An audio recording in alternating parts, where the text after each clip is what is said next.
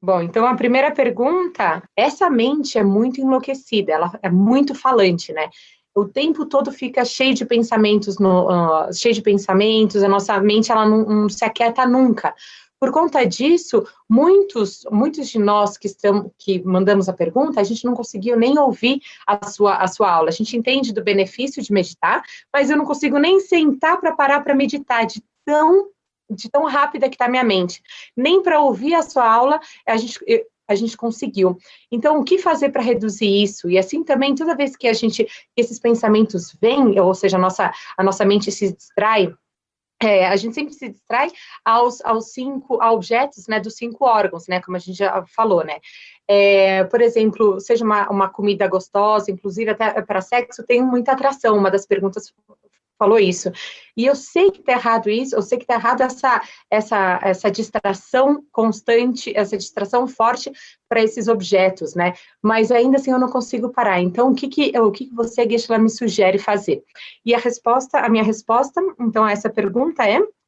다 들이 지와 mambo도 되니까 렌페 mambo 지 가서 주야가 Sim, é verdade, que a nossa mente ela fica o tempo todo, né, falando para a gente, gritando, ruminando assuntos, contando historinhas, é verdade, também se distrai a todos os objetos das 5 consciências sensoriais, é verdade isso.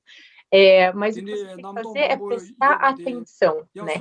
Prestar atenção quando essas distrações acontecem, né? Quando acontece uma distração, normalmente a gente pode ter atração ou um certo apego por uma comida, a gente gosta de uma comida, a gente sempre pensa num doce, por exemplo. Até aí não tem grandes problemas, o ponto é quando ela é muito forte, quando essa distração, ela te tira de todo o centro. Então, o que você tem que fazer é garantir que você preste atenção. Então, mantém sempre atenção no tipo de pensamentos que vem a você. A mesma coisa, se você está prestando bastante atenção no tipo de pensamentos que vem, aquela mente muito falante, ela começa a dar uma reduzida naturalmente. Mas não acha que por você prestar atenção, né, e se concentrar num tipo de trabalho, e prestar atenção que tipo de pensamentos vem, que naturalmente essa mente vai se aquietar. Não é, ela vai tomar um bom tempo, então não se frustre e não querendo tudo de maneira imediata. 아야 다디 남도 용리 땅야다 돈다 소소가 딘디도서 가야라 Outra sugestão que eu faço a vocês é manter sempre analisando o nível de como é que está a sua mente, no que ela está pensando, aonde ela está distraída. Assim como se a gente está observando, né? Se a gente está de olho em outra pessoa, aonde essa pessoa está indo, o que ela está fazendo, que horas que ela está voltando, desse jeito, quando a gente quer, sabe, observar o comportamento de uma outra pessoa, dessa mesma forma façam com a sua própria mente.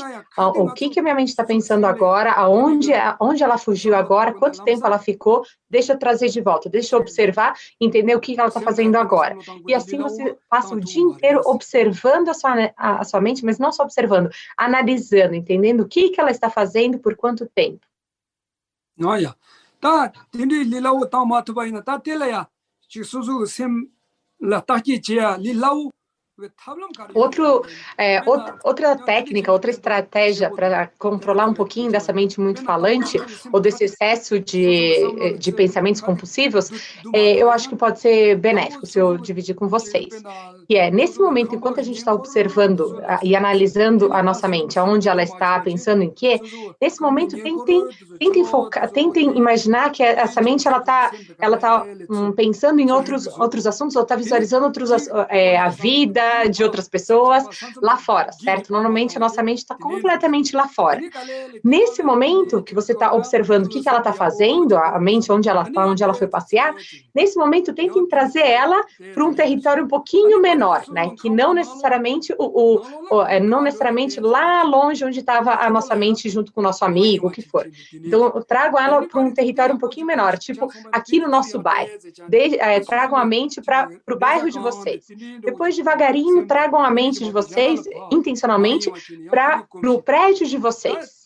né? Então, sobre qual assunto a mente pensa sobre estando dentro do prédio de vocês, tudo bem. Aí depois tragam a mente um pouquinho menor para dentro da casa de vocês, aonde a mente se distrai, mas entendendo que está dentro dos assuntos, dos confins da casa, tudo bem. Aí depois, dentro do próprio corpo. Então, nesse momento, enquanto a gente está observando, analisando a mente, vão trazendo a mente até chegar no corpo. Aí no corpo, então, o que ela está pensando agora? Na minha respiração, está pensando como é que eu estou sentado, ou como é que eu estou caminhando, não importa. Ou está fazendo um pouco de escaneamento da cabeça, não tem problema. Aí depois, trago ela ainda mais para dentro, para o próprio estado mental. Como é que a minha mente agora está olhando para a própria mente? Minha mente está olhando para as próprias emoções. Assim, nesse momento, enquanto a gente vai fechando o circo, né, fechando os confins, os limites, da onde a mente foi passear, né, aí naturalmente ela já começa a ficar mais tranquilo. Isso independente se é antes de fazer uma meditação ou enquanto a gente está caminhando e estando atento aonde a mente está distraída e aonde ela foi passear. Nesse momento, façam essa redução de confins da mente. Aí a outra pergunta, um pouquinho, de novo, sobre a situação do... vamos falar sobre a situação do Covid.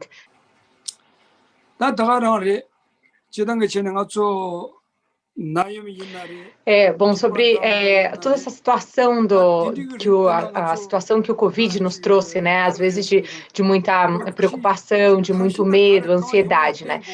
No geral é verdade, não é só pela pandemia. No geral, qualquer tipo de situação faz com que a gente tenha medo, faz com que a gente tenha ansiedade. Não é só pelo Covid. No ano passado foi a situação do Covid. Então, o que vocês têm que pensar quando tiver um tipo de situação, qualquer assunto que seja, um tipo de situação normalmente externo, que te cause esse medo, que você tem que pensar, ou uma ansiedade, você tem que pensar, peraí, essa situação, agora nesse caso do Covid, essa situação, na realidade, ele não afetou só a mim, ele está afetando a todo o planeta, né? Todo o planeta está sendo afetado, todas as pessoas desse planeta estão sendo afetadas pelo Covid. Mas a sensação que eu tenho é que parece que todos os problemas do mundo que esse Covid está dando, parece que entra somente no meu próprio corpo, somente na minha própria alma, de tanto medo e ansiedade e angústia que eu sinto. Então, enquanto a gente acha que esses problemas estão afetando a mim, é quando a gente cresce muito essa ansiedade. Então, o que a gente tem que fazer é entender, está me afetando sim, mas também está afetando a tantas outras pessoas e rotinas, que aí, naturalmente, a nossa mente ela acaba relaxando um pouco.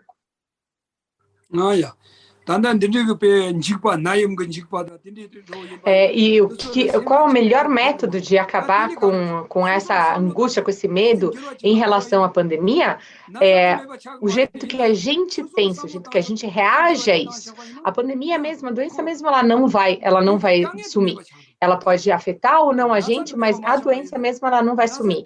Mas o fato da gente não conseguir lidar com essa situação, da gente estar com medo, da gente estar com angústia, a gente estar com essas sensações totalmente negativas, fortes no peito, isso é somente o modo da gente, se a gente conseguir trocar o modo de pensar. O modo de pensar, se a gente trocar, a gente sofre menos e ainda assim a doença está lá.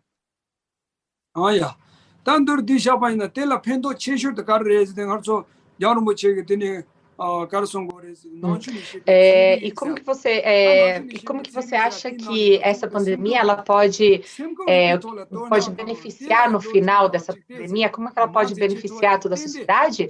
Eu acredito sim, foi a pergunta, eu acredito sim que se as pessoas entenderem, depois de passar por esse sofrimento, seja por medo, ou pela presença do medo, ou pela própria presença da pandemia, essa ansiedade, esse momento de angústia, se as pessoas entenderem, depois que passou tudo isso, entenderem, peraí, é muito importante a gente saber como reagir às situações, independente se é pandemia ou não. Então, como reagir às situações, eu preciso estar preparado, preciso estudar e estar preparado. Então, o Dalai Lama, ele sempre fala, estudem sobre a parte da ciência, psicologia budista, que não tem nada a ver com a religião, mas é um modo de preparar vocês a reagir às situações adversas. Então, eu acho que a sociedade pode ser beneficiada dessa pandemia, se entenderem que a gente precisa se preparar emocionalmente para reagir a situações adversas.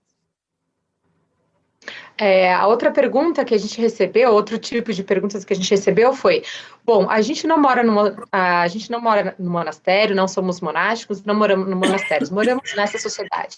Essa sociedade é super enlouquecida, sempre de muita correria.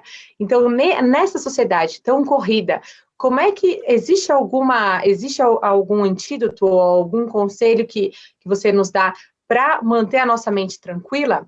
Né, manter a nossa mente tranquila?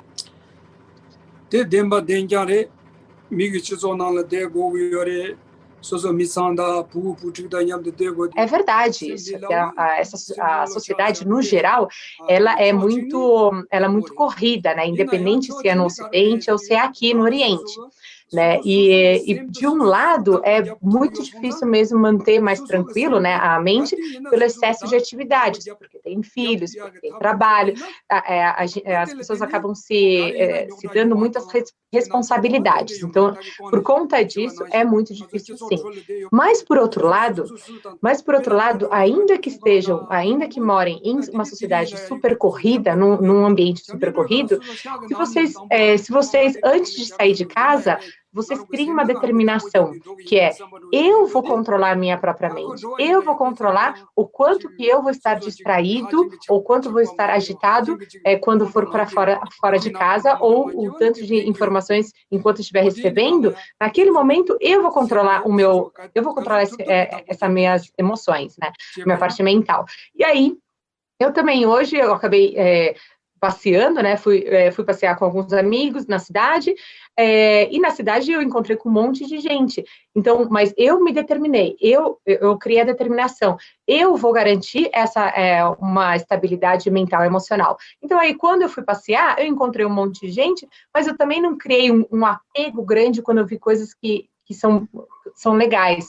Eu também não criei uma aversão grande quando eu ouvi coisas que eu não concordo, né? Então, independente aonde a gente for passear, ou onde a gente estiver navegando, naquele momento, a gente não cria, nós mesmos seguramos o nosso estado emocional mental, a gente doma a nossa própria mente, né? E aí a gente não se deixa afetar tanto pela correria do dia a dia.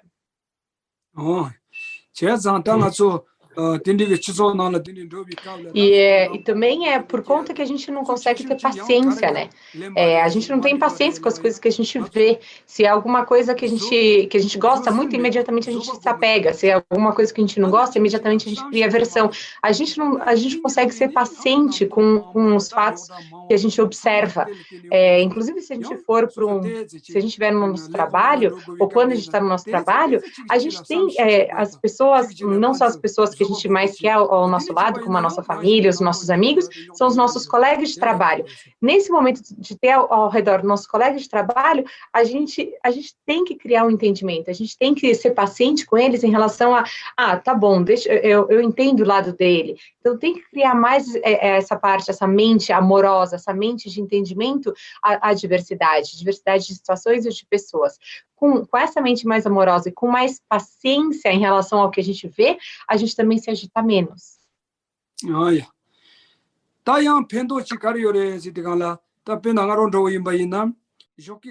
Eu tenho o hábito de, quando eu acordo, todas as manhãs, quando eu acordo, primeiro de tudo eu abro os olhos e, eu não morri, eu ainda estou vivo. Eu tenho o hábito de refletir sobre isso. Nossa, eu estou vivo, não morri. E se eu estou vivo ainda, então ainda tem essas horas para eu aprender e para eu beneficiar.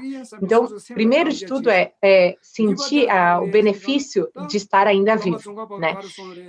Segundo, eu sempre, todas as manhãs, eu repito um verso do Lama Tsongkhapa, do Rinpoche do Lama Tsongkhapa, que ele diz assim, se você se comprometer a ser uma boa pessoa no dia de hoje, todas as atividades que você se incorrerá ao longo do dia, elas serão benéficas. Além delas serem benéficas, elas serão positivas e você terá sorte. E se você tem pensamentos negativos ou tem uma motivação negativa para aquele dia, todas as atividades que você se engajar naquele dia, elas serão ruins e elas te trarão azar. Esse verso eu repito todos os dias, todas as manhãs, e para mim realmente tem muito benefício. E aí depois, quando eu saio, isso logo de manhã, todos os dias eu repito. Depois eu saio, vou pro escritório, eu encontro com as pessoas, né, com os meus colegas de trabalho e com as pessoas da comunidade. Naquele momento, às vezes eu ouço sim algumas coisas que eventualmente eu não gosto. E digamos que por eu ouvir alguma coisa, ou ver alguma situação que eu não concorde, ou que eu não goste, imediatamente sim, no meu peito tenta subir aquela raiva, aquela indignação. É verdade, isso vem aqui, mas porque eu comecei o meu dia com aquela motivação de hoje eu vou ser uma boa pessoa, hoje eu vou fazer de tudo para ser uma boa pessoa e para todas as minhas atividades serem positivas, naquele momento que aquela raiva surgiu, eu imediatamente, é natural já, eu já lembro disso. Não, eu não vou reagir com raiva, eu não vou ficar bravo, porque se eu ficar bravo, eu vou prejudicar outra pessoa e também isso me prejudica. Então, na hora, eu já bloqueio, sabe? Dá aquela abafada naquela raiva que surge e imediatamente eu não prejudico outra pessoa. Então, um modo de pensar, né, de tomar essa motivação positiva logo no início do dia, ajuda sim a não só não crescer estados mentais negativos, mas também imediatamente cresce um entendimento maior a todas as situações. Então, criar uma motivação positiva matinal todos os dias, eu acho que é muito benéfico. Olha. Bom, a outra pergunta que a gente recebeu foi sobre destino. O que é destino? Existe destino ou não? E o destino, ele está pré-escrito ou eu posso mudar esse destino ou essa missão que a gente tem aqui na vida, né?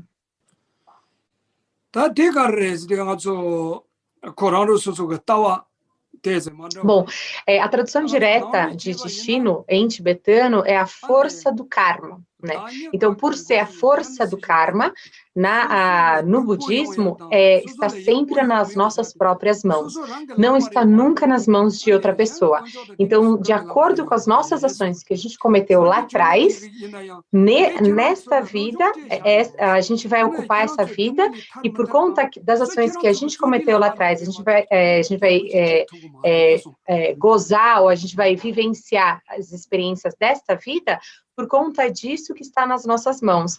E o fato de todas as ações que a gente for fazer nesta vida, neste momento, depende da nossa ação, da nossa liberdade, do nosso pensamento. Por isso que tudo que a gente for fazer nesta vida não está na mão de outra pessoa, está nas nossas próprias mãos.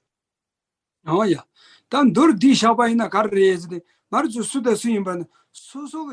então, o fato de ser um destino alguma coisa fixa, sólida, isso a gente refuta essa visão, né? A gente não concorda. Por quê? O que a gente experimenta aqui é resultado do que a gente mesmo fez lá atrás. E o que a gente faz aqui, a gente mesmo vai experimentar o resultado futuro. Não tem nada que a gente vivencie nesta vida, positiva ou negativa, que a gente não tenha plantado em algum determinado momento, que a gente não tenha feito essa ação, né? Que crie a resposta direta. Igualmente, se outra pessoa acumulou algum karma ou fez alguma ação, é sinônimo, né? E fez alguma ação, acumulou algum karma, então o karma positivo ou negativo daquela pessoa, eu vou vivenciar o benefício ou o problema do karma da outra pessoa, isso não existe.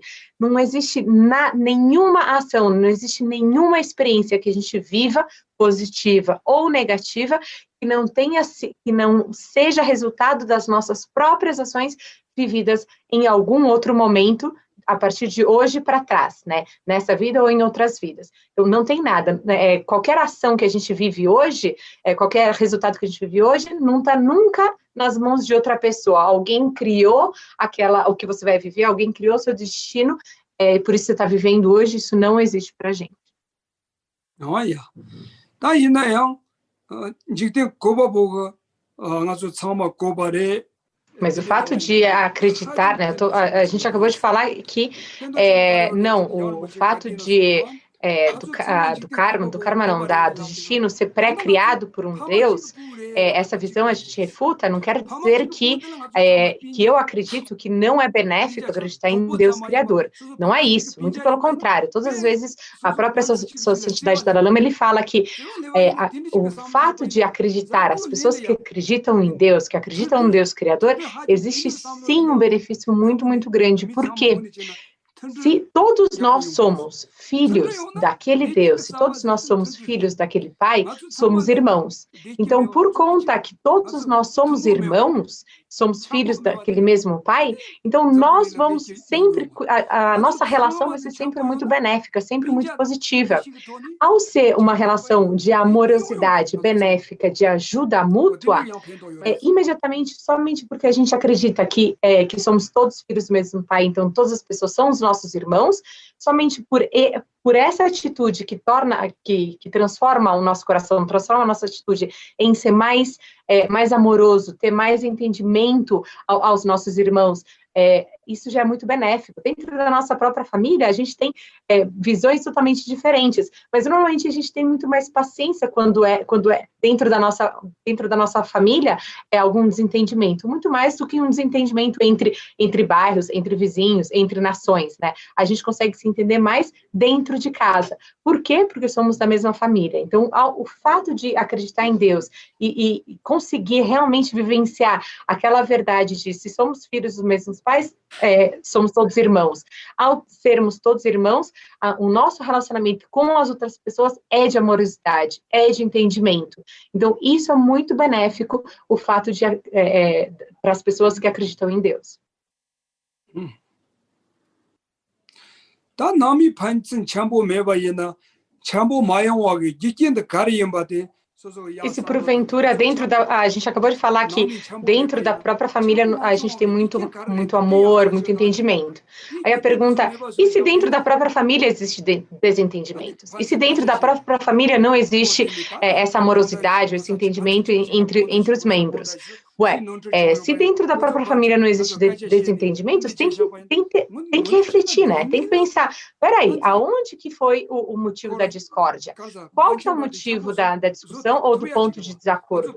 E tem que checar, tem que analisar, esse aqui é o motivo de desacordo? Então, entre as pessoas que tiveram esse desacordo, tem que voltar a conversar. Tem que conversar, sim, sobre esse motivo de desacordo. E se a pessoa que não tem a razão, tem que pedir desculpa. Para a pessoa que ou tem a razão ou está com um ponto menos conflitante, né? Então, o fato de pedir desculpa é extremamente importante, né? Às vezes a gente está correto, mas simplesmente para o fato de resolver o problema e não multiplicar continuamente aquele problema, o fato de pedir desculpas e ficar tranquilo já ajuda muito, né? Muitas vezes, ontem a gente estava falando que quando a raiva acontece, a gente acaba tendo inimizades. E mesmo quando duas pessoas temporariamente inimigas, né, ou seja, que criaram essa inimizade por um momento de problema, de raiva, até essas próprias pessoas devagarinho elas conseguem se tornar amigas de novo. Ontem a gente falou, até duas nações, dois países que antes eram inimigos, eles conseguem se reconciliar. Então, como dentro de uma família, por algum motivo, a gente não consegue se reconciliar? É só pensar, mas tem que ser muito honesto e muito humilde nesse momento. Quando que aquele problema começou? Qual que é a origem daquele problema? E como que eu posso resolver esse problema do meu próprio lado? Como que eu posso resolver? E aí pede desculpas, e aí naturalmente a situação ela volta a ficar mais próxima de novo.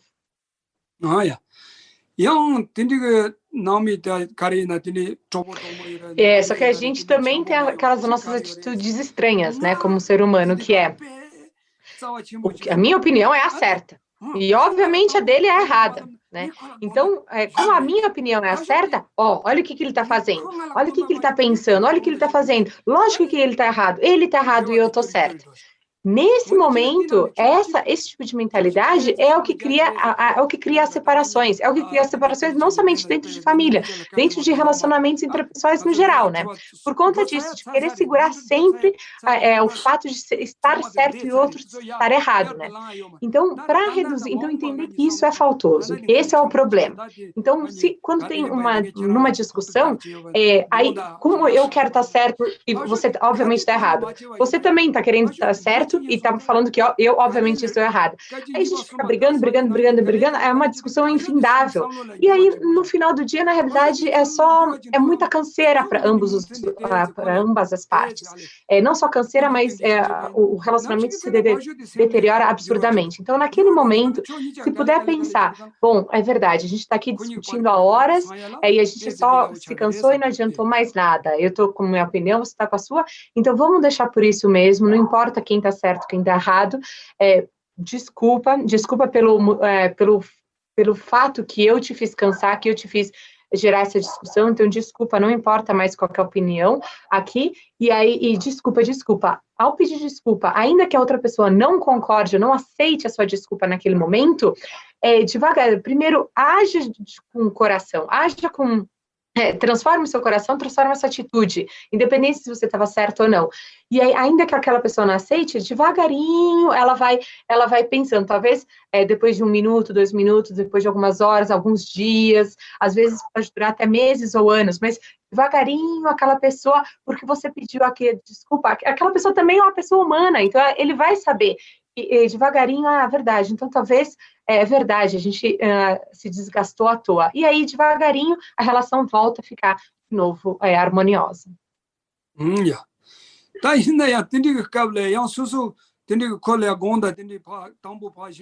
E tem uma coisa que é muito interessante, né?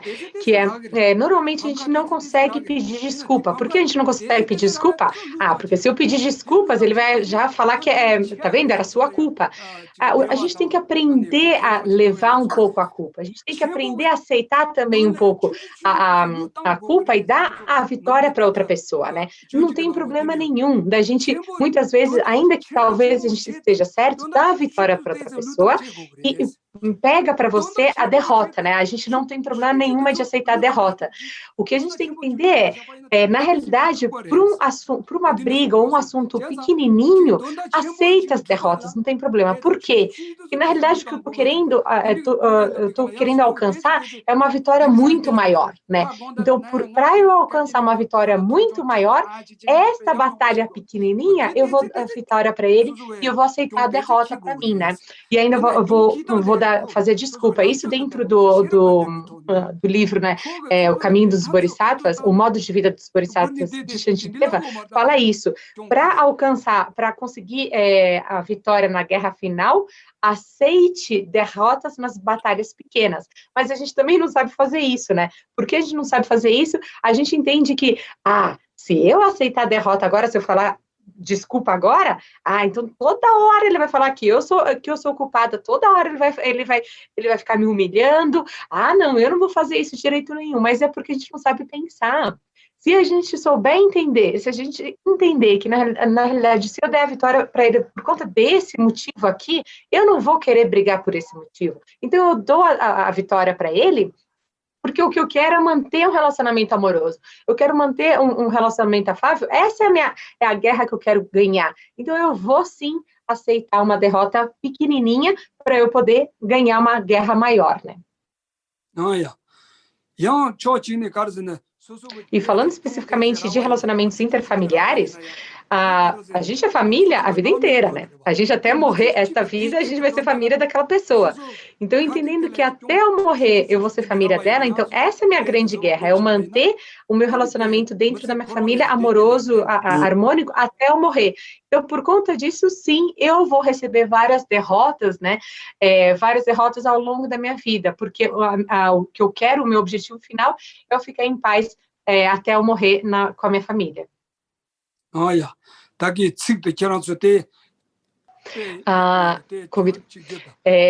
Então, o que ele falou existe um verso que é para ganhar uma guerra, para ganhar aquela guerra, eu vou abrir mão desta batalha. E a outra pergunta que a gente recebeu foi sobre o livre-arbítrio. Existe o livre-arbítrio? Né? O que você acredita sobre isso?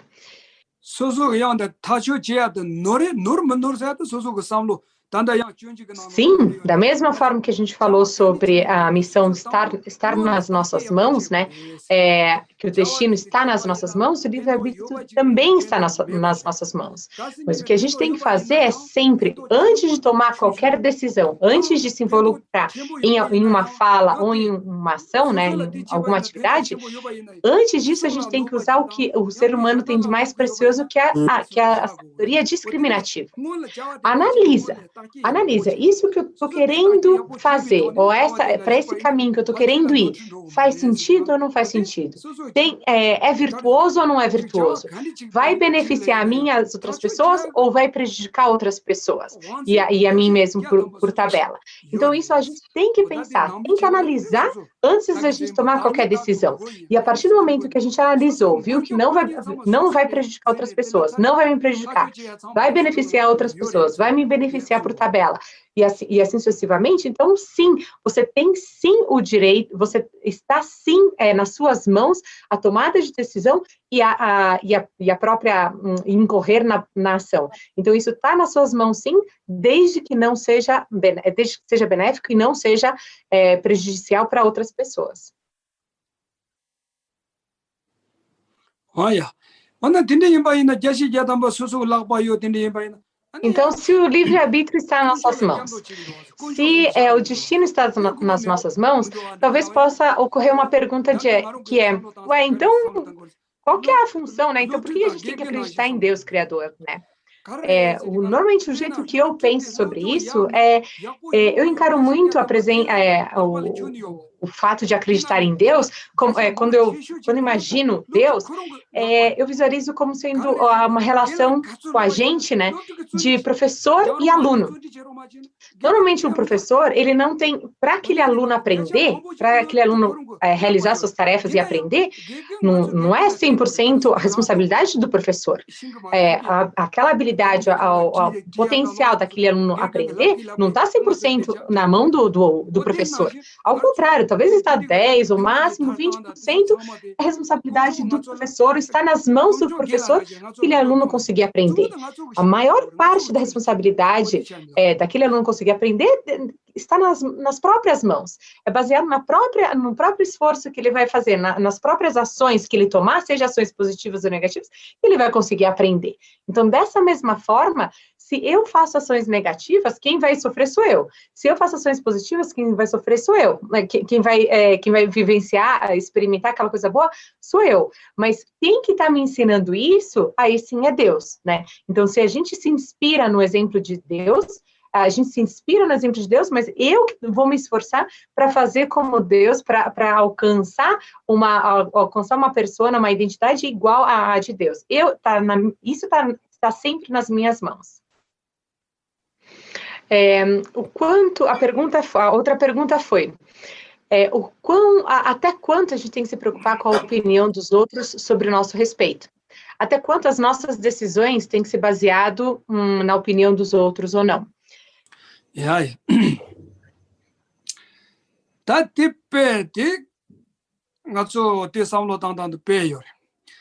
É verdade isso. A gente passa a nossa vida inteira e um dia inteiro pensando e observando e criando, não pensando e observando, mas criando o que as outras pessoas estão pensando da gente. Normalmente, a pessoa, como que a gente fala, que a gente faz eu sei que ele está pensando mal de mim, eu sei que ele não gosta de mim, olha como é que ele está olhando, por isso ele não gosta de mim, eu sei que ele está querendo puxar meu tapete e assim sucessivamente. Normalmente, a gente passa o dia inteiro apontando para os outros, falando, eu sei que você pensa isso ou aquilo de mim, mas Se você parar para pensar mesmo, 70%, 80% do que você acha que as outras pessoas pensam de você é criação da própria mente. É a própria mente falante que construiu aquilo, não é necessariamente a pessoa que realmente está pensando aquilo de você. E mesmo se ela está pensando, o que aquela pessoa pensa da gente não nos interessa, porque é o pensamento daquela pessoa, não importa, não está nas nossas mãos, é o pensamento daquela pessoa. E eu posso falar que eu tenho muita experiência sobre isso, porque desde o momento que desde que eu nasci, que eu comecei a andar por aí, navegar pelos meios, e aqui no escritório, quando eu vou das aulas no escritório, quantas vezes, se não todos os dias, eu vou para o escritório, convivo com as pessoas da escola, e quantas vezes muitas vezes, ou eles me falam, ou eu vejo um falando para o outro, por que você está pensando isso de mim? Por que você acha isso de mim? E quantas pessoas, assim como eu também, quantas vezes a gente fez, eu penso isso de você? Ou seja, dá para ver que a opinião dos outros muitas vezes é a própria criação. Olha, pena ngarondo la pesha baina nga ngoma gomba na le bicabla. Então, como a maioria é a criação da nossa própria mente, então o que a gente pode fazer é garantir com que as nossas ações, o nosso trabalho seja correto.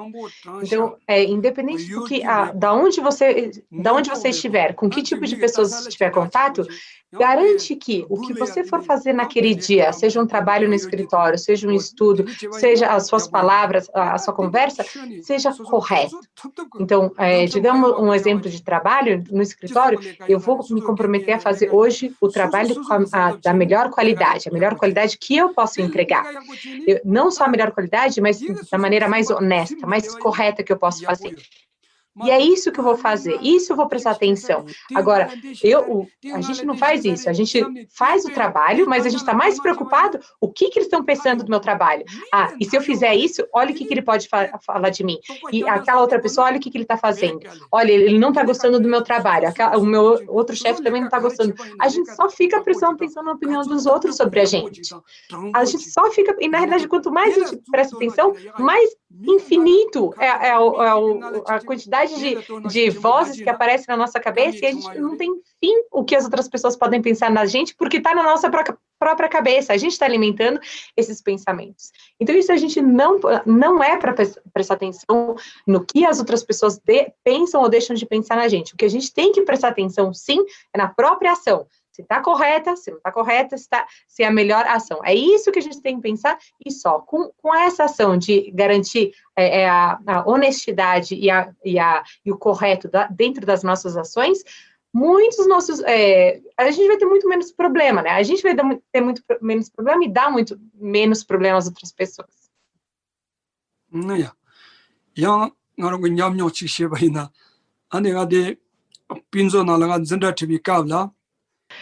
E eu tenho uma história para contar para vocês, da minha própria experiência.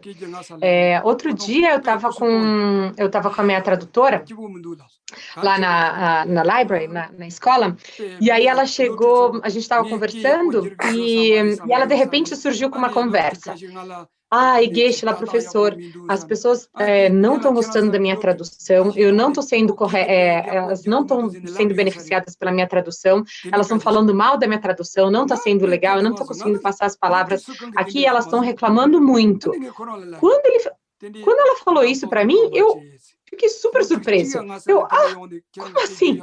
Até agora ninguém me falou nada sobre isso.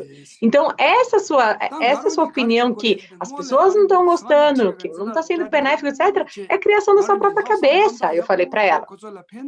Mas o que você tem que fazer é o seguinte, mesmo se eventualmente alguém goste ou não goste da sua tradução, o que você tem que fazer é pensar, olha, a partir de hoje não, a gente vai continuar fazendo como a gente sempre vem fazendo, que é preparar as nossas aulas, preparar a próxima aula, você se prepara para traduzir as minhas aulas do dia seguinte, à noite, quando você estiver em casa, você também reflete sobre as aulas, e o dia seguinte, quando estiver dando a aula, quando estiver traduzindo as aulas, pensa o seguinte, o que eu puder fazer, do jeito que eu puder traduzir, eu vou traduzir. Eu também como professor, o que eu sei, eu vou falar. O que eu não sei, eu não vou conseguir falar, então eu não vou falar. Então, se você não sabe uma parte da tradução, não faça uma tradução que você não consiga fazer. Traduza somente o que você consiga fazer. E tá tudo certo. Então, se a gente gera aquela motivação de eu vou fazer o meu melhor baseado nas minhas condições e na minha capacidade. O que eu puder fazer, eu vou fazer e só. E pronto. Agora você não vai querer pensar, eu quero que todo mundo aqui na classe entenda e aprenda sobre o que e goste do que a gente está falando. Não, porque isso não vai acontecer nunca. Se você pensar que sejam desses 20 alunos, ao menos 5 pessoas eu vou poder beneficiar com a minha tradução, tá ótimo, não tem problema. Ainda que seja uma pessoa ou 2 pessoas serão beneficiadas durante a minha tradução, que ótimo que eu vou conseguir beneficiar. Agora, enquanto a gente quer beneficiar, é que todo mundo esteja aqui ouvindo a nossa tradução, todo mundo entenda isso e seja beneficioso, nem o próprio Buda, nem Deus consegue ajudar todo mundo ao mesmo tempo.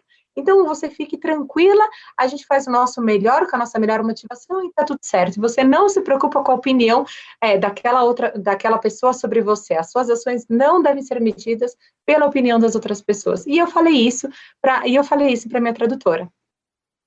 Olha, tá peixe já vai na pena hora só Gyarkap sozo tá. Inclusive, aqui no nosso país, aqui a gente tem um primeiro-ministro. E o primeiro-ministro, ele sobe, né, para o poder mediante votação. Então, a maior parte das pessoas deste país votaram para aquele primeiro-ministro estar no poder. Mas, ainda assim, quantas pessoas vão falar, olha o que ele está fazendo errado, ele tá fazendo errado, ele não está correto. Quantas pessoas, assim como também muitas pessoas vão falar, o que ele está fazendo está certo, eu apoio o que ele está fazendo. Mesmo sendo votado pela maior parte das pessoas deste país, esse primeiro-ministro que subiu para o poder, ainda assim ele é extremamente criticado, assim como também ele é muito elogiado. Então, se esse primeiro-ministro, ele sempre você está a motivação de eu vou fazer o meu melhor trabalho, eu vou fazer o meu melhor trabalho para poder beneficiar aquelas pessoas, aí ele vai ter menos problemas. Até mesmo Deus, até mesmo Buda, ele não conseguiu ajudar e tornar feliz todas as pessoas. Quantas pessoas, dentro dos países que acreditam, né, das pessoas que acreditam em Deus, quantas pessoas das comunidades que acreditam em Deus, quantas pessoas acreditam mesmo em Deus e outras não acreditam em Deus? Quantas pessoas são religiosas ou não são religiosas? Ainda numa única comunidade que tem um tipo de credo religioso, muitas pessoas não acreditam nisso, não acreditam naquela religião. Ou seja, o que eu estou falando independente do que a gente se dispôs a fazer, a decisão que a gente tomar, primeiro a gente tem que analisar se realmente vai ser de benefício para as pessoas e não vai prejudicar as outras pessoas. A partir do momento que a gente fez essa análise e tomar a decisão, então façam, e façam com toda a vontade, com todo a melhor das motivações, independente se a outra pessoa o que será que ela está falando ou não, que isso não deve ser, não deve te tirar do caminho virtuoso. Bom, primeiro, na verdade, é uma coisa que leva a uma pergunta, né? Quando eu para estudar o Dharma vindo diretamente da fonte, digamos, daí com os ensinamentos com o Geshe-la ou com as aulas do Dalai Lama, eu percebo sutilezas assim na diferença entre algumas palavras, em alguns significados, e não que para a gente aqui seja distorcido, mas a gente percebe que tem um pouco, uma pequena diferença às vezes, que para a gente, na hora de traduzir ou de interpretar, não sei, tem algumas pequenas mudanças. E há algum tempo eu tenho sentido muita vontade de me aprofundar com os meus estudos e com isso a minha prática, mas me baseando nos estudos vindo diretamente daí. E com isso me surge a vontade de poder colocar no meu dia a dia diversas práticas. Só que para a gente poder colocar essas práticas no dia a dia, a gente precisa entender o porquê direito dessas práticas e como que isso nos gera o benefício, né? Entender o porquê você está fazendo aquilo, e não só fazer por fazer, ou fazer porque, eu fazendo, nossa, agora vou me iluminar. Não é bem isso, né?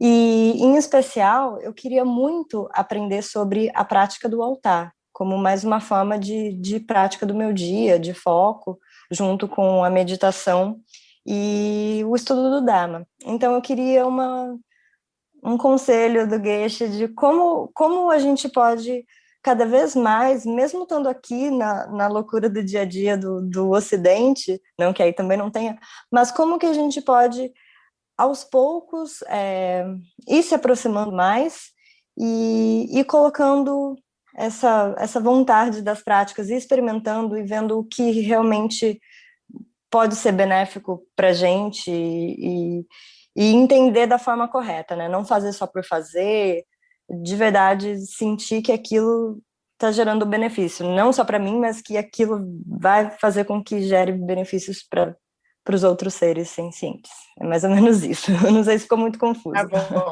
Tá bom. Lasso. Tama zo karreze chance ya ta ane ngasa ta ane chan. Bom, no geral, sim, é verdade, tem várias, dentro da prática budista, tem várias práticas para se fazer, e tem a prática da prostração, tem a prática do altar, ou do oferecimento a todos os Budas, né? Tem a prática de acumulação de mantra, enfim, tem várias práticas, né? Essas práticas, para que servem, né? Por que serve isso? Para, sobretudo, a transformação do próprio contínuo mental. Ao você oferecer comida, oferecer águas, oferecer outras visualizações a todos os Budas, você está treinando a prática da generosidade. Ao treinar a prática da generosidade, você está reduzindo aquela mente, como é que fala em português? Aquela mente tacanha, aquela mente tacanha do seu contínuo mental. Então, você está concluindo, então, o benefício dessas práticas paralelas é para a transformação da própria mente, para a redução dos estados negativos mentais e para aumento de estados positivos mentais. E, normalmente, para qualquer tipo de realização, né, realização espiritual, a realização da transformação da mente para um lado positivo, a gente depende de duas acumulações, a gente chama acumulação de mérito e a acumulação de sabedoria. Para a acumulação de sabedoria é o que a gente tem que estudar, né? E para a gente conseguir estudar de maneira potente ou mais fácil, a gente precisa acumular mérito. E as práticas, essas práticas paralelas de mantra, de altar, enfim, todas são para acumulação de mérito. Ao você ter acumulação de mérito, ao você ter um mérito aumentado, é como se fosse que ele dá uma potência maior na sua sabedoria, e aí você vai conseguir realizar a visão profunda mais rápido.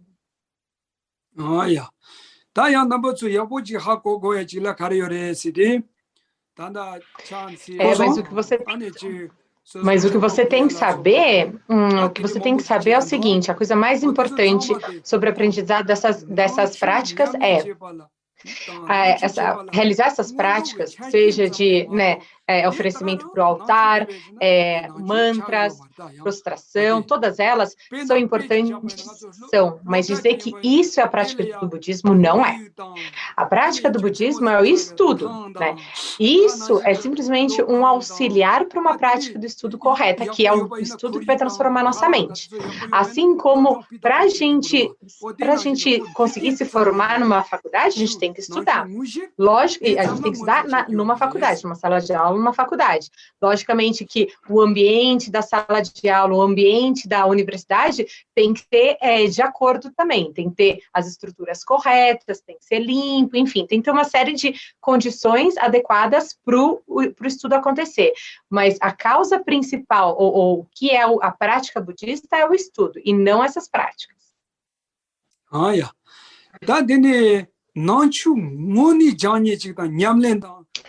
Então, a prática budista é realmente o estudo. E aí, falando de estudo, primeiro de tudo, o que tem que ser feito, o que tem que ser estudado, primeiro de tudo, são as 4 nobres verdades.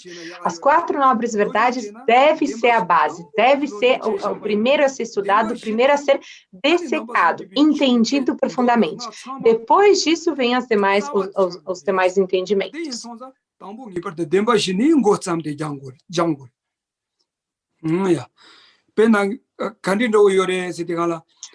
Assim, quando a gente está começando a aprender um idioma, né? Quando a gente está começando a aprender um idioma, a gente tem que aprender o A, B, C, D daquele idioma, né? Por exemplo, se a gente está aprendendo inglês, eu não posso falar direito do inglês, porque eu tenho vergonha do meu próprio entendimento e falta de estudo correto no inglês.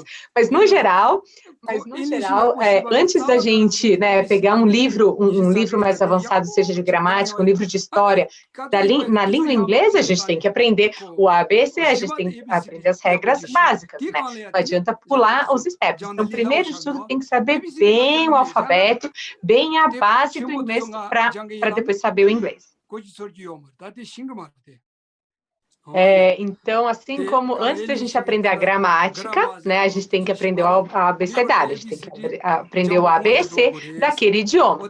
Igualzinho, né, e senão a gente não vai conseguir falar nunca, né, não vai conseguir formar as palavras, formar sentenças nunca, né?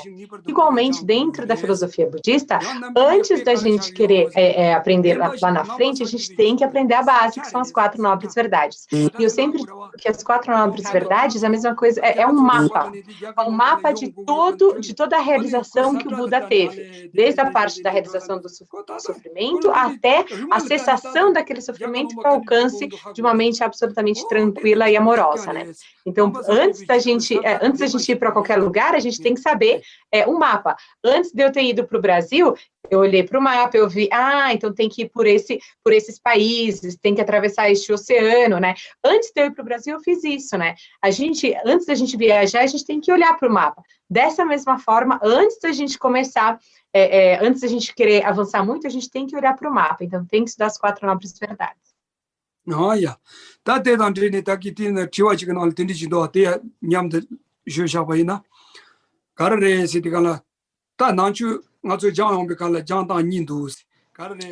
E eu lembrei agora, a gente está falando das práticas e comparando com os estudos, lembrei de uma outra pergunta que também foi feita, né? Que é qual que é a diferença, né, do ensino, do aprendizado, né, do budismo, estudar o budismo, tanto através da prática de estudo mesmo, estudo da lógica, enfim, e da parte de recebimento de orientações e meditação, né? Realmente existe uma diferença, né? Existe a diferença de como estudar, como se preparar, como estudar esta filosofia. E existe sim um modo de estudar essa filosofia através de estudo mesmo, de ler o livro, de checar através de razões lógicas, ou então, diretamente a gente recebe orientação do nosso mestre e já começa a botar em prática na meditação. Existe sim essas 2 formas de estudo. O ponto é que, no segundo exemplo, de receber orientações, né? Receber orientações e imediatamente já aplicar na meditação e usar da meditação como prática de estudo dessa filosofia. Essa prática, né? Essa prática, na realidade, é para aquelas pessoas que já têm um alto alcance de realização ou já vem de muitas vidas tendo praticado, tendo estudado e depois tendo praticado. Então, ele traz essas impressões kármicas, ele já traz no seu contínuo mental aquele hábito tão forte que quando ele apenas recebe uma orientação, ele já entende e já consegue botar em prática na meditação, né? Para continuar o processo de transformação mental. Então, isso é mais para aquelas pessoas muito de conhecimento muito mais avançado. Agora, pessoas, ao menos como eu, mais simples, eu não tenho esse monte de impressões kármicas e de hábitos trazidos de outras vidas, não tenho grandes realizações, é fundamental a gente estudar desde a base, é fundamental estudar desde pequenininho. Por exemplo, a gente tem na história do Tibete o yogi Milarepa. Milarepa, ele vinha de muitas vidas com hábitos muito fortes, né, de impressões kármicas muito fortes, mas ele também, por ele ter grandes realizações antes dele começar a pedir,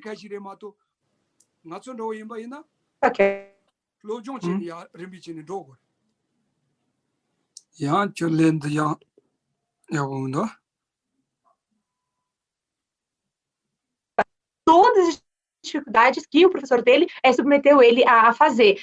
O Milarepa recebia do Marpa, o seu professor, ele apanhava todos os dias, ele fazia tarefas duríssimas todos os dias, carregar pedras pesadas, de cortar madeira, enfim. Ele passou muitos anos, com muitas dificuldades, antes de ser aceito como discípulo, como aluno do Marpa, né? E aí a gente tem que pensar, peraí, então eu sou como Marpa, eu sou como Milarepa, eu tenho essa determinação forte, eu tenho essa realização maior para conseguir receber essas dificuldades, eu tenho esse potencial de conseguir receber essas dificuldades ou não, esses problemas ou não. Como a gente não tem normalmente essa determinação, o que a gente acaba fazendo? Uma mínima bronca que a gente recebe do nosso professor, a gente já desiste de tudo. Bom, então existe sim essas duas formas, né? Existe essas duas formas de estudo, que é a parte de estudo usando em si o estudo e as orientações dos professores, a parte da lógica, e também existe sim a parte de orientações essenciais, orientações específicas para a prática da meditação. Existem esses dois dá sim, né? Mas o ponto é, se nós não formos pessoas que já estamos muito bem preparadas, obrigada, que já estamos bem preparados, que a gente já vem de outras vidas com altas realizações, que a gente já traz nesse contínuo mental, impressões kármicas, hábitos ou facilidades para entender as orientações essenciais para poder botar em prática na meditação, se não formos pessoas desse cunho, né, de alta realização, então, assim como eu, então assim sim a gente tem que começar da base, entender racionalmente como é que funciona toda a fundação da filosofia, entender, estudar as 4 nobres verdades, se puder estudar junto com a parte da lógica, junto com a parte do raciocínio lógico, de criticar, analisar esses ensinamentos das 4 nobres verdades, perfeito, aí é melhor. Agora, pessoas como, por exemplo, Milarepa, a gente tem lá na história do Tibete, tem aquele yogi que alcançou a iluminação numa única vida. O que ele tinha? Ele tinha ele tinha uma determinação tão forte e também tinha carregado no seu contínuo mental hábitos tão fortes, positivos, que ainda que nessa vida ele cometeu tantas faltas, mas quando ele se determinou, né, que eu quero estudar o Dharma até a minha iluminação, eu vou procurar um professor para isso. Quando ele encontrou o Marpa, que é o professor dele, que ele se tornou professor, o professor dele deu muitas dificuldades, deu muitos problemas para ele resolver. Inclusive, ele batia todos os dias, mas muito forte no Milarepa, o Marpa batia muito no Milarepa, dava muitos problemas, dava muitas dificuldades para ele resolver, durante muitos anos ele ficou carregando carregando sacos e sacos de pedras grandes, enfim, deu muitos problemas. O Milarepa nunca questionou e nunca desistiu. Por quê? Porque o que ele queria mesmo era receber os ensinamentos do professor. Se o nosso professor nos dá uma pequena bronca ou fala alguma coisa que a gente não gosta, imediatamente a gente já não quer mais saber disso. Por quê? Porque a gente não está, qual que é o motivo? A gente não está pronto para isso. Se a gente não está pronto para isso, como que a gente vai receber orientações essenciais e aplicar na prática? Por isso a importância de sim estudar a base, e sim estudar de maneira de escola mesmo, estudar a base, para depois a gente conseguir botar na prática da meditação de maneira mais simples. Olha, onde está ne dizemela já de trazer mare, mas se coronle a pé. E o Milarepa foi realmente um ser extremamente precioso. As dificuldades com que ele passou, ele ficou sim no topo da montanha, em cavernas, mas numa condição super precária, super pobre, desde sem comida, sem estrutura. Eu, por exemplo, não conseguiria ficar nem seja uma hora na condição que ele ficou por tantos anos, né? Por uma hora naquela condição que ele estava, né? Ou tantos dias sem a comida, o meu estômago, eu ia ficar com tanta fome, que eu não ia conseguir praticar, né? Por conta disso, assim como o Milarepa alcançou suas realizações através de diretamente orientações e meditação, é para seres que têm alta realização, né? Ao menos como eu, pessoas ordinárias como eu, se puder realmente estudar a base, né, as 4 nobres verdades, através da lógica, enfim, é o melhor método para a gente poder praticar este caminho. Karen, antes o Geshe-la estava falando sobre a gente ficar pensando sobre o pensamento das outras pessoas, né? E como a gente vai esticando isso, né? Eu queria perguntar, a gente vai criando uma realidade paralela, né? Pensando tá me ouvindo, Karen? Tô. Tá, né?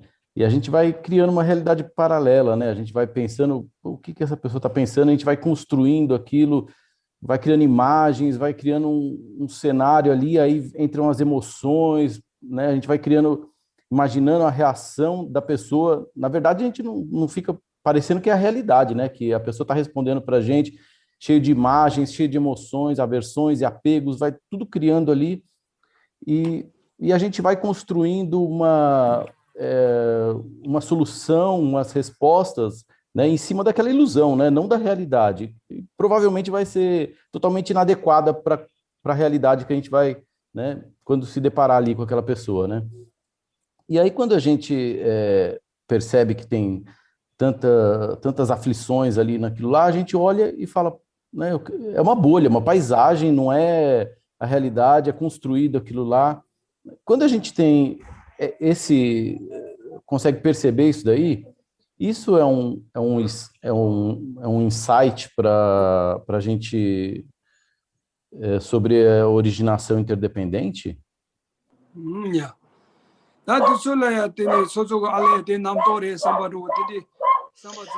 O fato de ter percebido, foi só os meus, né, foi só a minha própria voz, os meus próprios pensamentos que construíram esse tipo de situação, ou seja, tudo imaginário. Quando a gente percebe que tudo isso foi minha imaginação, essa situação não aconteceu, essa pessoa não é assim, assado, quando a gente percebe isso não é a realização da interdependência ou da facilidade, não é nada disso ainda não.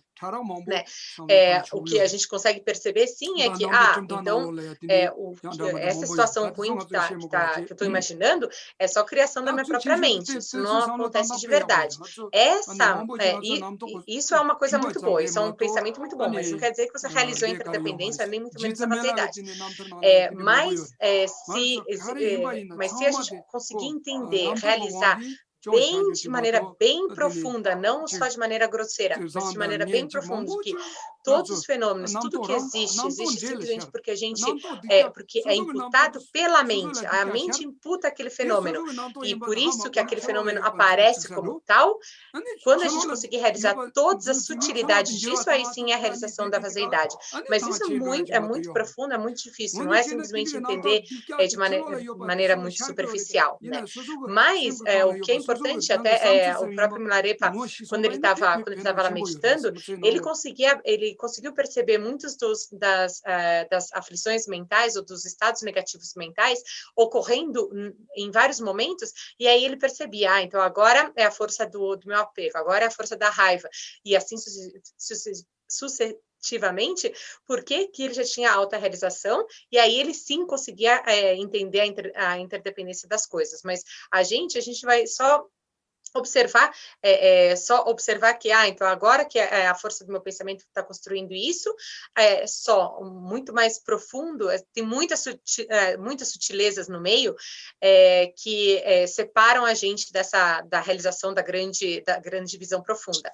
Mas para a gente, se a gente conseguir cultivar esse hábito de entender que aquela realidade que a gente estava percebendo antes era uma realidade simplesmente produzida mentalmente, não acontece de verdade, simplesmente produzida mentalmente. Então, aí, porque era produzida pelas nossas próprias aflições, por isso que a gente acabava se apegando e tendo raiva. Se a gente perceber isso, naturalmente as nossas raiva ou os sentimentos negativos, eles são reduzidos. E por isso, essa reflexão é positiva, sim. Queria perguntar para o Geshe o que ele poderia dizer para a pessoa que pensa em deixar um pouco dessa vida cotidiana, esse rush, essa loucura, essa agitação, e se dedicar ao estudo budista diretamente aí na Índia, seja no monastério, enfim. O que ele diria para a pessoa que pensa em largar, deixar isso para trás, de lado um pouco, para se dedicar a esse estudo dessa filosofia budista?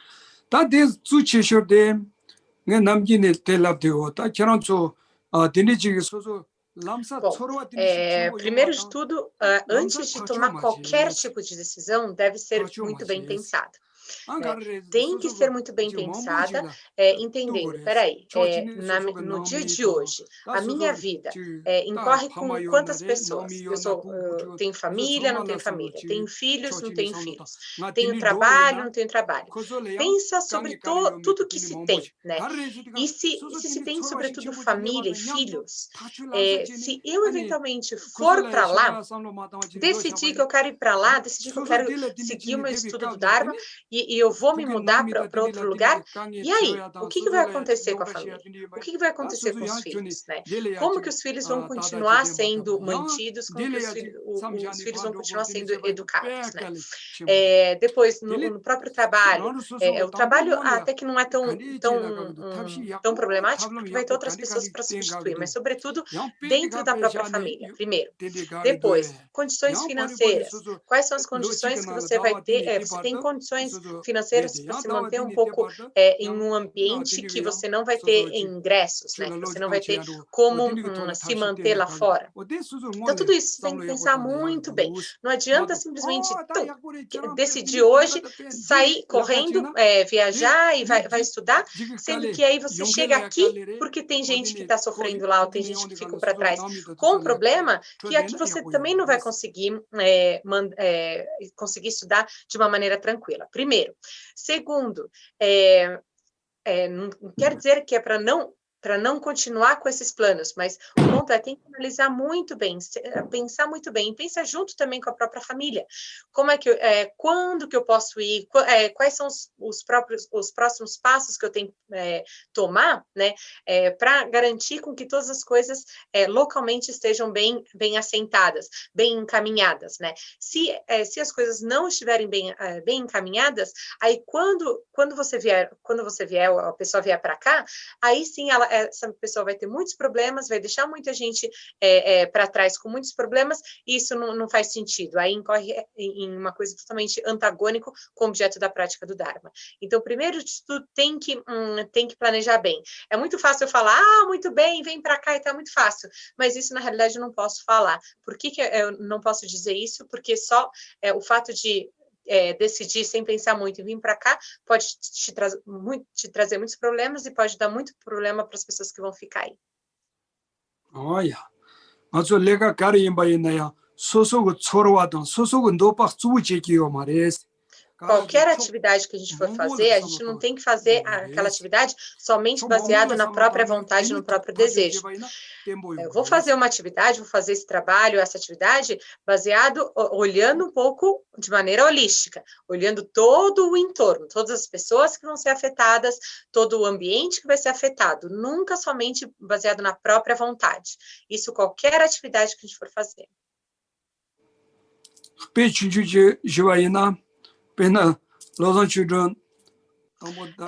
Por exemplo, eu tenho uma história curtinha para contar, que é da própria Karen.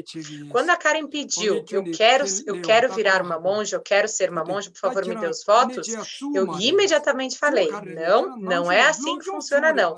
O mais importante é você continuar estudando, não é virar uma monja.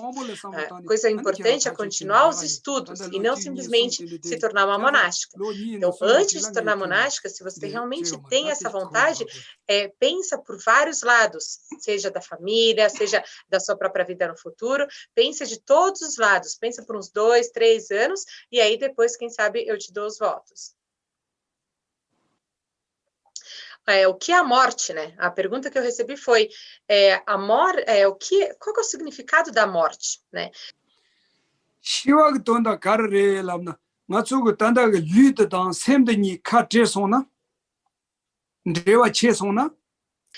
Porque a gente passa a vida inteira, né?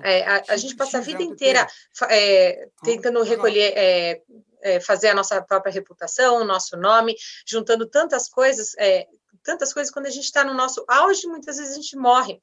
E quando a gente morre, as pessoas às vezes nem lembram da gente, mas sobretudo a morte, ela me deixa, quando eu vejo alguém morrendo, ela me deixa triste, sim, mas o mais triste é que eu vejo que depois que alguém morre, o mundo continua, depois da morte, as coisas continuam, a vida continua, né? Então, mas para mim isso me deixa muito, muito triste. Então, qual que é o significado da morte? A morte significa a separação dessa consciência com o corpo físico. Olha, tá tendo chivine captela sosogo minda penjortan. E como a gente falou outro dia, quando a gente estava falando sobre a impermanência e morte, a gente tem que viver essa vida pensando 50% a 50%. Lembra que eu falei? O que é 50% a 50%? Ter as condições financeiras adequadas, estrutura, amigos, familiares, sim, para viver bem esta vida. Mas 50% também a gente tem que pensar na hora da morte e depois nas próximas vidas.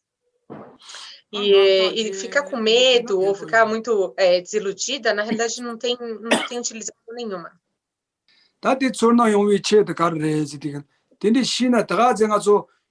E se você puder pensar, né? Se você puder pensar na hora sobre a morte, como simplesmente quando você corta um tronco, quando você corta um tronco da raiz, e esse tronco da raiz ele cai, né? Na hora que esse tronco ele cai, ele sim pode machucar muitas pessoas. E aí, a hora da morte, ele sim pode machucar muitas pessoas, pode tornar muitas pessoas tristes, né? Você também pode pensar um pouquinho somente nisso. A respeito do perdão, como chegar ao perdão e como saber quando a gente chegou nele.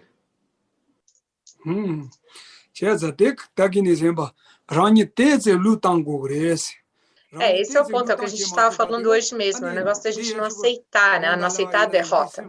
A gente fala, não, tá tudo bem, mas no coração mesmo, né? A gente não aceitou aquele problema, né? A gente não aceitou aquilo. A gente tem que aprender a aceitar, tem que aprender a aceitar uma derrota, ou aceitar a perda de uma imagem, ou o que for. Tem que aprender, não tem problema não. É uma derrota pequenininha. Então, o fato de você realmente saber perdoar é o fato de de aceitar as pequenas derrotas. A iluminação, como que a iluminação existe? Ela existe porque existe o sofrimento, assim como de uma maneira interdependente, se a luz só existe porque existe a escuridão, dessa mesma forma o estado iluminado da mente existe porque existe o sofrimento, foi a pergunta. A iluminação, o estado iluminado da mente existe porque existe a cessação do sofrimento. O sofrimento, enquanto ele existe, não existe a mente iluminada. O sofrimento tendo se exterminado, tendo completamente aniquilado, aí existe a iluminação, a mente iluminada.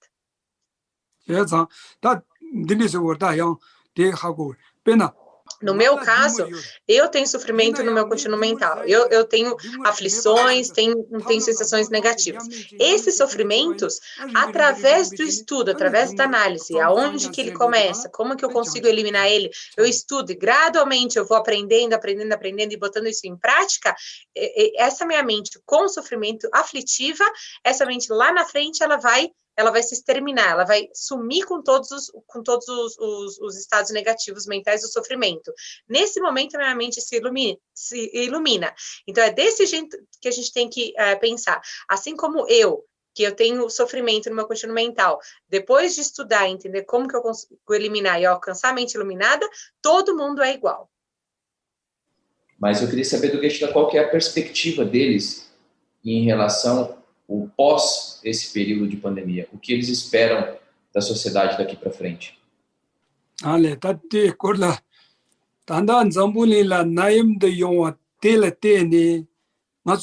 Bom, primeiro de tudo, do jeito que, como foi exposto, né? Bom, eu não sofri, né? Mas eles lá sofreram. Né? Então, muita gente sofreu, apesar que eu não sofri. Esse pensamento de eu não sofri e outras pessoas sofreram é uma mente muito forte de separação entre eu e outros, né? Entre eu e outros. A gente, nesse momento, enquanto está se pensando desse jeito, a gente tem que pensar que todos somos interdependentes, todos somos interligados. Então, se o sofrimento de outros aconteceu, a gente também tem que sentir como se fosse nosso sofrimento, né? Então, isso, primeiro de tudo, essa postura esse modo de pensar tem que mudar, né? Para trazer mais benefício para todos. Depois,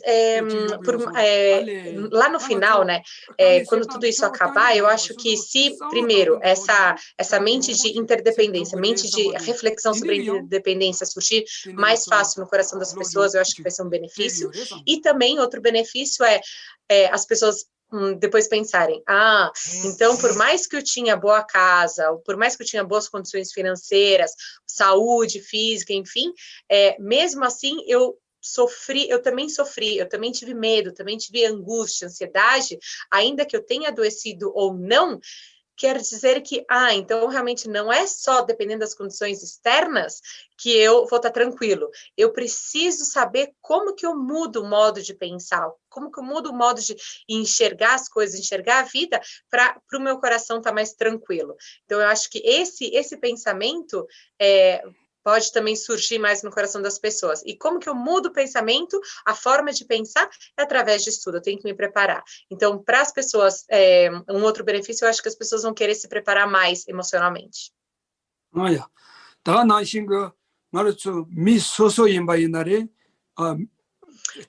Também o fato de, seja que se uma pessoa adoeceu, ou se várias pessoas adoeceram, né, no momento que eu sofri, ou se outras pessoas sofreram, naquele momento, se todas as pessoas, ao mesmo tempo, ou se eu individualmente quiser acabar, exterminar com aquela doença, ou com aquele sofrimento de maneira coletiva, se essa mente surgir forte, eu acho que também é um benefício, né, querer eliminar aquele sofrimento, ou porque eu tenha vivido aquele sofrimento, ou porque outras pessoas viveram sofrimento. Então, esse é um benefício. Outro benefício é a relação interfamiliar, né? Entre os pais e filhos, os filhos aos pais, tendo percebido essa relação tão forte, tão importante, né, que uma família tem até durante a duração dessa vida, se essa família conseguir fortalecer esses laços familiares, eu acho que sim, também é outro benefício dessa situação da pandemia.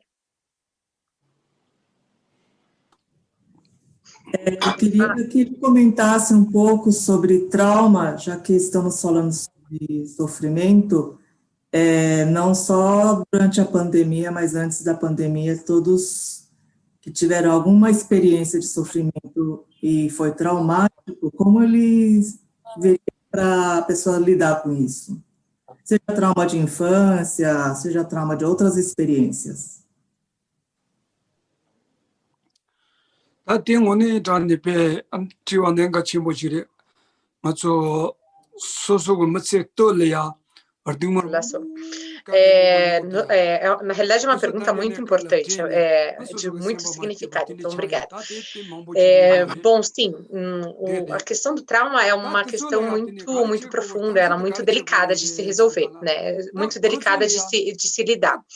Todas as vezes que a gente tenha tido algum sofrimento muito forte, ou um trauma, seja agora, seja lá atrás, todas as vezes que aquela pessoa que sofreu aquele trauma, ele lembrar ou tiver exposição a situações que relembre, nem que seja inconscientemente, na hora vai surgir aquele medo, aquela angústia, aquele pânico, que ele não vai conseguir fazer as coisas, né? Então, por isso, realmente muito problemático. Então, se puder, né, aquela pessoa que tem trauma, puder, primeiro de tudo, falar, orientar para aquela pessoa de tentar entender, tentar viver a vida no dia de hoje para frente, e não relembrar ou não alimentar ou as memórias ou esse medo que ele tem, né? Entender que sim, lá atrás ele sofreu algum problema, ele sofreu algum trauma, sim, isso aconteceu, não renegar, mas entender que a partir de hoje é uma vida diferente. Então, a partir de hoje para frente, é uma vida nova e depende das próprias ações, do que ele for fazer com um jeito de pensar diferente. E não só isso, então, para aquela pessoa tirar um pouco daquele peso de trás. E não só isso, aquela pessoa, ela sempre precisa de muita ajuda. Então, se outras pessoas puderem estar sempre ao lado, dizendo, dando apoio, dando coragem para aquela pessoa que sofreu o trauma, dizendo, não se preocupa, estaremos aqui para você. Pode continuar a sua vida, tenha coragem para fazer os próximos passos, né? Estaremos aqui por você também é muito importante. Tang arondo ina karpen tok du ziti tangi nga chunchu kamni pe hajanga. Bom, a pessoa que fala aqui para vocês já experimentou muitos traumas, sobretudo quando era pequeno. Então, sim, eu tive muitos traumas, sim, eu tive muito sofrimento, seja de uma vida de miserável, seja de pessoas que não tinham pai. Eu realmente passei por muitos problemas e muitos traumas. Então, essa pessoa sou eu. Mas quando eu vim para cá, depois que eu vim aqui para a Índia, eu comecei a estudar e comecei a tocar minha vida. Comecei a estudar, comecei a me alimentar, construir aqui o meu quarto, enfim. E aí estou tocando a minha vida agora, né? Mas eu ainda tenho essas lembranças lá de trás, mas o ponto é, eu não vivo aquelas lembranças lá de trás. Eu entendi que eu gerei aquela paciência, aquela aceitação que sim, isso aconteceu comigo lá atrás, mas só a partir de hoje eu tenho que viver de uma maneira diferente. Agora, se eu deixo esses pensamentos, essa lembrança ou a força daquele trauma que vem naturalmente, vem muito forte, deixo ela tomar conta do meu pensamento, conta dos meus dias, aí eu só vou ficar, ai meu Deus, que ruim, eu não consigo fazer mais nada, e aí eu não vou conseguir viver essa minha vida. Então, o que tem que fazer primeiro, ser paciente com essa sensação, com esse medo que surge, né, aceitar a condição que veio lá de trás, né, o que aconteceu lá atrás, e tocar a vida de hoje para frente, focar no dia de hoje para o futuro. Ta tindiga kange yosa ga riftiga nonchir Inclusive, quando a gente vê uma pessoa de um comportamento muito ruim, né? Uma pessoa que a gente chama de ruim, mas é baseado no comportamento temporário ruim dela. Quando a gente vê alguém, né, com esse comportamento ruim dessa pessoa, imediatamente a gente começa a apontar, né? A gente fala, ai, olha essa pessoa ruim, olha o que ele está fazendo, mas que absurdo. Ele matou, ele infringiu a regra, ou ele roubou, independente do que for. Em vez de ficar apontando, né? Em vez de ficar apontando, olha o problema dela, em vez de ficar apontando para as faltas dessa pessoa, né? O que pode ser feito, que é muito mais aconselhável fazer, fica junto dessa pessoa, se aproxima primeiro dessa pessoa. E ao se aproximar, começa a conversar sobre qualquer assunto, vai conversando, vai conhecendo, vai criando confiança com ele e essa pessoa com você, né? E aí, de vez em quando, vai perguntando aqui, como é que foi a sua infância, o que você fez, onde você brincava, aí depois, quando você era adolescente, vai trocando algumas ideias, vai conhecendo a realidade daquela pessoa. E aí, devagarinho, aquela pessoa também crescendo confiança em você, começando a te conhecer mais, confiando mais em você, também vai se abrindo e vai expondo e eventualmente vai expondo um grande problema, até um grande trauma que essa pessoa também teve. E aí, nesse momento, a gente entende, então por isso que essa pessoa tem esse comportamento errôneo aqui, por isso que essa pessoa é faltosa daquele jeito. Então, imediatamente, com essa confiança, entendendo melhor a outra pessoa, a gente também começa a ter mais esse entendimento e a paciência amorosa perante os atos negativos daquela pessoa. E aí, depois disso, a gente consegue tratar de maneira correta. E aí, se a gente consegue, se é uma pessoa que está fazendo coisa errada e por isso está sendo levada para uma prisão, por exemplo, aí sim a gente mostra, essa pessoa, o histórico dessa pessoa é essa, né, aconteceu isso com ele, porque daí, por exemplo, o juiz, né, no caso de julgar um prisioneiro, se esse juiz ele também souber da realidade por detrás, né, do background, da realidade por detrás da vida daquele culpado, ele também vai conseguir julgar de uma maneira mais justa. A outra pergunta que eu recebi aqui foi, às vezes a gente vê no planeta, né, situações errôneas, situações totalmente injustas, né? E aí, quando eu vejo essas situações injustas, eu fico muito indignada, mas ser indignado também não é que não adianta, né? Mas também, né, não ligar para aquela situação também não é bom. Então, o que fazer quando a gente enxerga uma situação que dá indignação, que nos traz indignação? O que fazer nesse momento? Bom, primeiro de tudo, se tem uma situação errônea, uma situação injusta, fingir que não está acontecendo nada, né? Não ligar para aquela situação, isso nunca façam isso. Já que vocês vivem em um país democrático, né, com democracia, vocês têm que sim falar, vocês têm que sim apontar aquela situação negativa.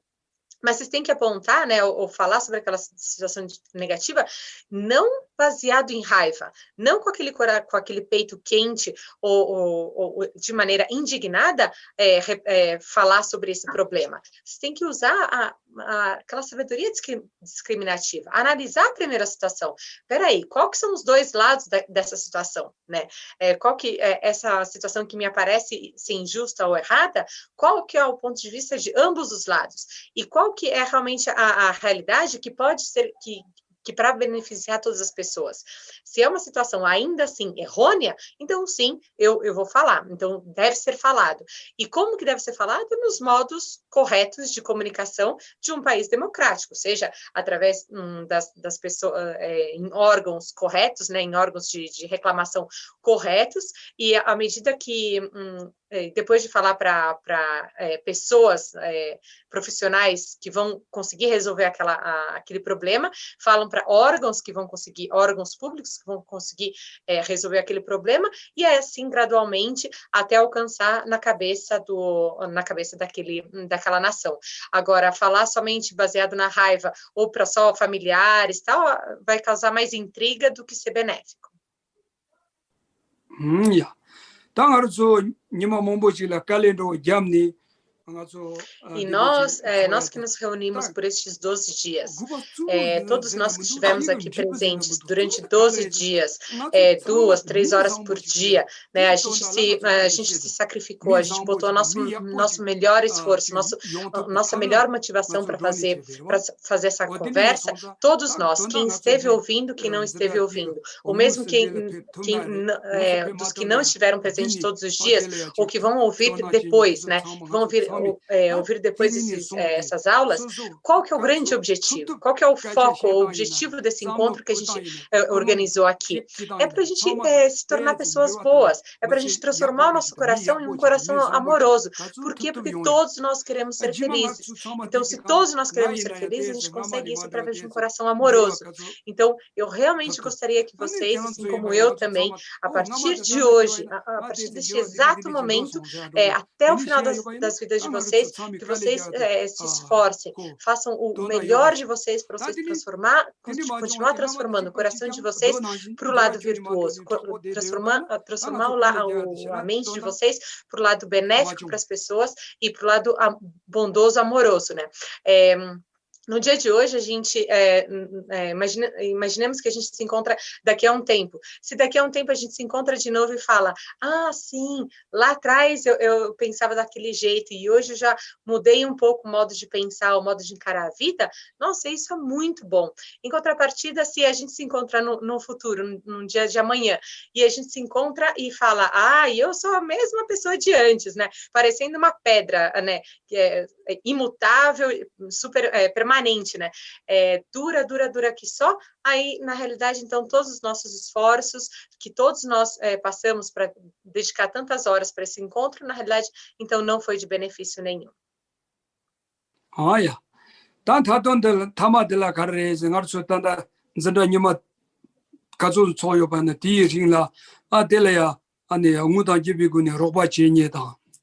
Andaga najinga dele torna chimbo cheni, umudan gibigune sensi nanki tsamala. Clarion, tuji che, juadan, ane ya jila, yani yandangatsu, jia rewadan, monum shivyos. Bom, então, para concluir, gostaria de agradecer a todos vocês que estiveram presentes de maneira contínua ou descontínua, que estão ouvindo ou que vão ouvir depois, assim como também gostaria de agradecer, seja a pessoa que está traduzindo, seja a pessoa que está fazendo esses vídeos, seja a pessoa que organizou isso, que convidou, seja a pessoa que emprestou a internet para tudo isso acontecer. Todas essas pessoas de coração eu gostaria de agradecer e eu prometo e eu espero que a gente se encontre no dia de amanhã de novo para as próximas, num futuro para as próximas aulas. Agora a gente faz a indicação.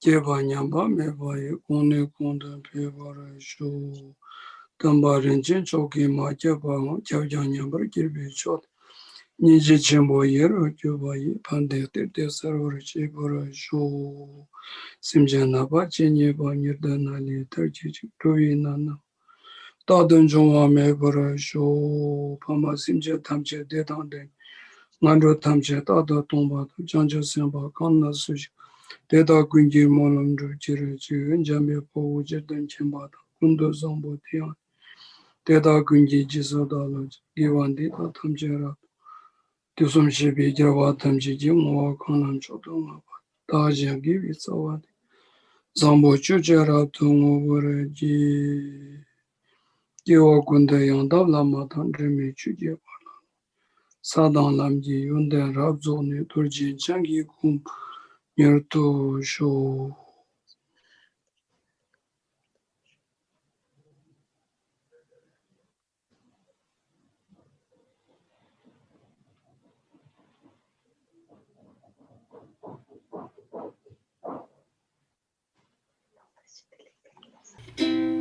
Somewhere over the rainbow, way up high, and the once in a lullaby.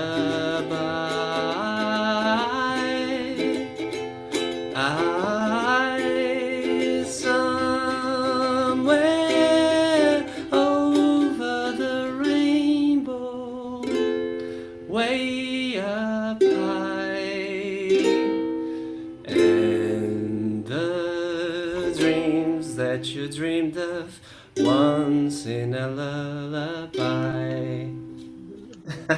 Que lindo! Que lindo! Muito bem, obrigada, Fê. Obrigado. Kerandaregen. Chevi Kerandare. Tuche. Obrigada, Geshe-la. Obrigada, Karen. Obrigada. Tuche. Que bom, que bom. Que Obrigada. bom, Célia. Beijo. Oh, Beth, orgulho do filhão, hein? Karen, nos Ah, contatos, é hein, Karen? verdade, sou suspeita, né? Amo muito. Muito bem. O que, William? Faça contato com a gente, hein? Vai contando. Vamos continuar contato sim. Tá bom, gente. Tchau, Obrigada, tchau. obrigada. Tchau, Ó, Beijo. aplicando no dia a dia, vamos ser melhores pessoas. Obrigada a todos vocês, obrigada a todos vocês pela possibilidade também que vocês solicitaram essas aulas, estiveram aí para o Geshe-la, graças às perguntas e ao interesse de vocês que o Geshe-la decidiu desses 12 dias. Era para ser um dia, 2, então graças ao interesse de todo mundo mesmo que o Geshe-la deu essas aulas, né? E graças ao interesse de vocês, que eu também tive a maravilhosa oportunidade de aprender tanto e de poder traduzir. Obrigada a todos vocês. Tchau. Tchau.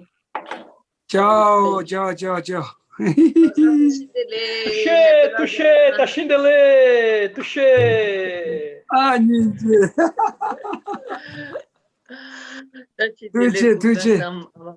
Tuche não. Nindi. Nela. Ya, deixa ela em Panango. Ya.